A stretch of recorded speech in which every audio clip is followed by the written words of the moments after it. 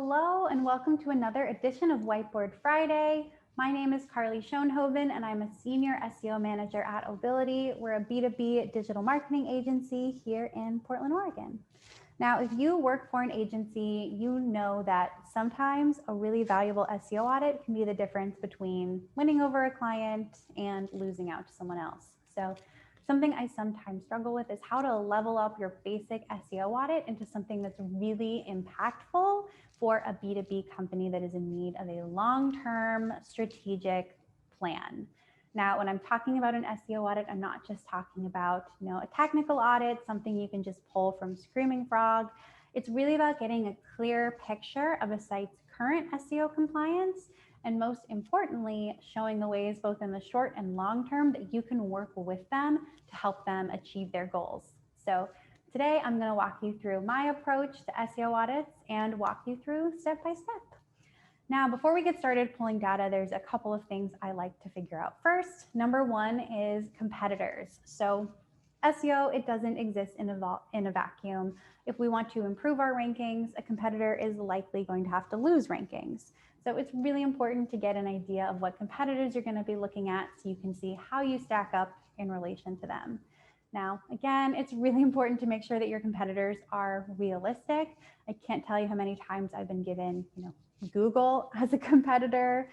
Now, maybe they're a competitor for you, but it's really important to make sure that you're being realistic and finding competitors that are of a similar size so that the insights you're providing are actually going to be valuable and actionable. So, if someone gives you Google as a competitor, think about it, maybe provide some alternatives.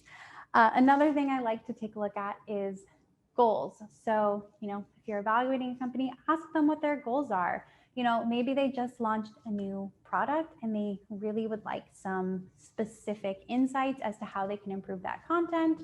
Or, maybe they're going through a site migration in a few months and they really want some insights related to that. So good audits are not one size fits all. So you can really level up your audit by making sure that it's tailored to the site and the company you're looking at specifically. So now that we've got our competitors, we've got our goals, let's get started by taking a look at keywords. Obviously, keywords are so important. It's where you need to start because keywords are the backbone of SEO. Now, this is an audit. We're not doing a full keyword research strategy here. This shouldn't take you all day, but there's a couple of tools that you can use so that you can get some really interesting and helpful information about keywords without having to put in a whole bunch of time. So Moz's Keyword Explorer is a really great place to start. I love to use the Compare Link Profiles tool, and this is a really good way to take a look at one site versus its competitors and see how it's doing from a really high level. It'll help you identify if there's someone who's really elite, who's ranking for 20 times more keywords than you, that's maybe not the most realistic competitor to monitor yourself against. You can see if maybe there's a site that's really comparable, or if there's a site that's not ranking for hardly any keywords, that's not going to be one you have to worry about. So it's a really good place to start just to get sort of an idea of the competitive landscape. Another really helpful thing to look at is the keyword overlap. So we've seen total keywords, but what are those keywords specifically that are performing well? So my lovely drawing here of a keyword overlap chart gives you an idea. So let's say the blue is your top competitor, green is competitor 2, and then the red is you. So you really want to take a look at that area where your competitors overlap, but you don't have any keywords that are ranking. This is so important because maybe you'll identify a topic area where all of your competitors have content for, but the site you're looking at doesn't. This is a really good place to start and can help you provide some initial content suggestions and get sort of a window into your competitors' content strategies. So speaking of content, let's talk about looking at content for an SEO audit. So this is probably where I spend the most time personally when I do audits because it's really valuable and there's also so many different things to look at and you can find something new pretty much every time.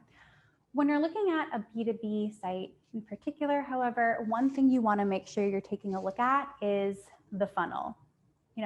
Do they have content for all of the funnel stages, and are they funneling people from one stage to the next? So, take a look at their site like you're someone visiting it for the first time. Take a look at their awareness content and see, are there mid-funnel CTAs? Are they making the next step they want me to take clear? Or, what is that ultimate conversion that they want people to take in the purchase stage? Do they have, a really clear contact form? Is it easy to navigate to the demo if that's, a really important conversion to them? Take a look at their content and what they're doing, specifically making sure that they have content for the full funnel. This is another good opportunity to evaluate your competitors. So do the same thing on your competitor site. See if there's something they're doing really, really well that the site you're looking at is not. And take some screenshots, share some specific things a competitor is doing that maybe you can learn from and find a way to do your own version of on your site.